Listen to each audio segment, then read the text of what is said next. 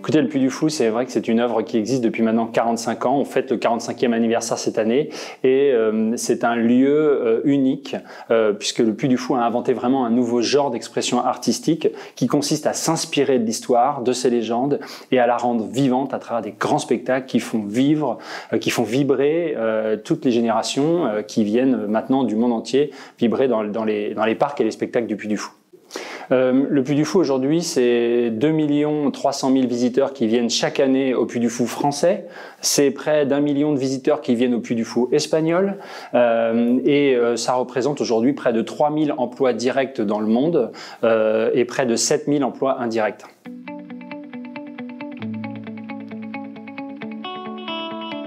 Donc ce soir, le Puy du Fou reçoit le prix de la Performance Export et je pense que ce prix vient saluer le développement international du Puy du Fou qui, à l'origine, est un concept très enraciné dans la culture et l'histoire française. Et c'est vrai qu'on pouvait douter de sa capacité à s'exporter. Finalement, l'expérience espagnole, qui est notamment saluée ce soir, qui s'appelle Puy du Fou España, a démontré l'universalité de ce modèle. Et aujourd'hui, ça ouvre un champ des possibles incroyable au Puy du Fou, qui peut partir à la conquête du monde. Et finalement, dès lors qu'il y a une histoire, une culture à célébrer, des gens qui en sont fiers, eh bien, le Puy du Fou peut venir et créer des spectacles qui vont justement célébrer ces histoires et célébrer les racines de ces peuples à travers le monde.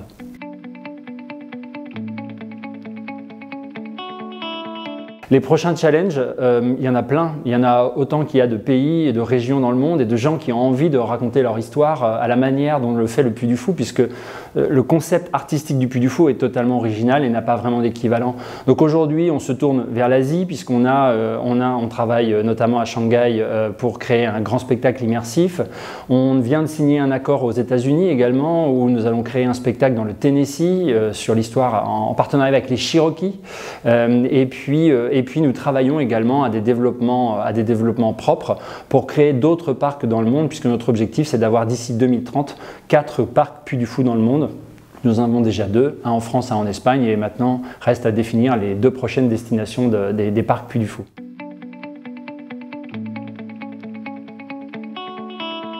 Nous, forcément, nous voyageons à travers le monde, nous cherchons à faire rayonner le modèle artistique du Puy du Fou, et donc tous les acteurs institutionnels qui existent et qui sont implantés dans tous les pays à travers le monde sont des appuis potentiels pour des projets comme le Puy du Fou. Donc forcément, s'appuyer aussi sur la CCI internationale dans chacun des pays où nous nous dirigeons, vers lesquels nous nous dirigeons, eh ben, c'est une force pour nous, et d'avoir des équipes experts d'un marché, experts d'un pays, de sa culture, de ses coutumes, eh bien pour nous c'est un grand atout, et donc on n'hésite pas à se tourner vers eux sur l'ensemble des projets que nous menons à l'étranger.